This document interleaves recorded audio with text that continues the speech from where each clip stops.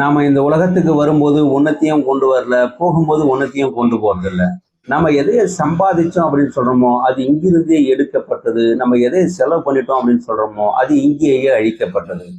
எவன் ஒருவன் தான் சம்பாதித்ததை தான் மட்டுமே அனுபவிச்சு மற்றவங்களுக்கு எதுவும் கொடுக்காம செத்து போறான் பாருங்க, அவன் செலவாளி, ஊதாரி அப்படின்னு சொல்லலாம்.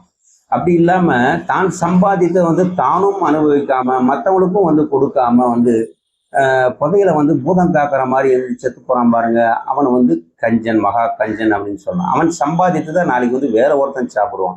இதான் நல்ல வாயன் சம்பாதிக்க நார வாயன் தின்ற கதைன்றாங்களா, அந்த மாதிரி.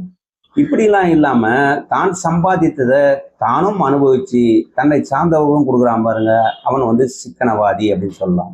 சரி, இதை ஜாதகத்துல எப்படி கண்டுபிடிக்கலாம்? ரொம்ப சிம்பிளுங்க. ஒரு ஜாதகத்துல 12ஆம் வீட்டுக்குரிய கிரகம் 12ஆம் வீட்டுல ஆட்சியாகவோ உச்சமாகவோ இருந்து பாவக்கிரகத்துடைய சம்பந்தம் இல்லாம இருந்துச்சு அப்படின்னா அவன் செலவாளி, ஊதாரி. அவன் சம்பாதித்ததையும் அழிச்சிடுவான், அதே சமயத்துல பாட்டமோட சொத்துக்களையும் காலி மட்டும் போய் சேர்ந்துருவான்.